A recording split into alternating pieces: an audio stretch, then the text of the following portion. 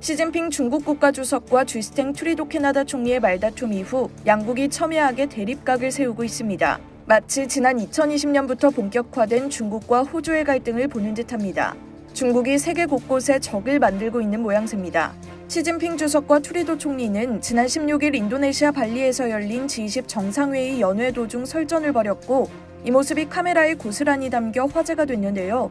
시 주석은 당시 취재진이 지켜보는 가운데 트리도 총리에게 우리가 나눈 대화 내용이 모두 언론에 유출됐다며 이건 부적절하다고 항의했습니다. 한 국가 정상이 다른 국가 정상에게 직접 불쾌감을 표시하거나 항의하는 일은 흔치 않은데요. 캐나다 언론에선 시 주석이 트리도 총리를 무시한 처사라는 비판이 나왔습니다. 이후 중국과 캐나다 사이가 악화되고 있다는 소식이 연이어 들려오기 시작했습니다. 캐나다 정부는 지난달부터 중국의 해외경찰센터를 조사 중인데 최근 더욱 고삐를 죄고 있는 것으로 알려졌습니다. 중국의 해외경찰센터는 지난달 국제인권단체 세이프가드 디펜더스의 폭로로 공론화됐는데요. 중국이 반체제 인사들을 감시하고 압박하기 위한 거점으로 활용하고 있다는 의혹을 받는 곳입니다. 네덜란드 정부가 중국이 암스테르담, 로테르담 등에 공인받지 않고 경찰센터를 설치했다며 즉시 폐쇄를 촉구한 데 이어 캐나다도 토론토 내에 이 같은 경찰센터 3곳이 있다는 신고를 받고 조사에 들어간 겁니다.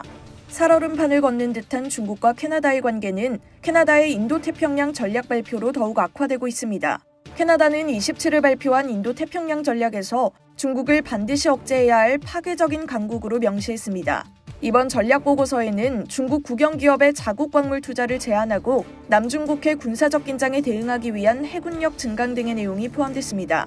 이 보고서는 국제질서와 규칙을 무시하는 중국의 부상은 인도태평양에 엄청난 영향을 미쳤다며 중국은 이 지역에서 주도적인 강국이 되려는 야망을 갖고 있다고 전했습니다. 또 남중국해의 군사적 긴장 확산, 신장 위구르 인권 탄압 등도 언급했습니다. 이 같은 캐나다의 공세에 중국이 가만히 있을 리 없었습니다. 캐나다는 미국의 속국이라는 표현까지 동원하며 발끈했는데요. 황구시보에 따르면 왕이웨이 런민대 교수는 캐나다 보고서는 미국의 국가안보 전략과 일치한다며 캐나다의 미국 속국 역할은 캐나다를 더 깊은 수렁에 빠지게 할 것이라고 저격했습니다. 이처럼 악화일로를 걷는 중국과 캐나다의 관계는 중국과 호주의 갈등을 떠올리게 하는데요. 2020년 호주가 코로나19 기원에 대한 국제조사를 요구하자 중국이 호주산 석탄 등의 수입을 규제하는 보복 조치에 나서며 극한 대립을 거듭했습니다. 최근엔 중국이 솔로몬 제도와 안보 협정을 체결하는 등 남태평양 일대의 군사적 영향력을 확대하면서 호주도 미국 등과 협력을 강화하는 등 대응에 나섰는데요. 이제는 중국이 호주에 이어 캐나다까지 적으로 만드는 모습입니다. 이상 여의도튜브였습니다.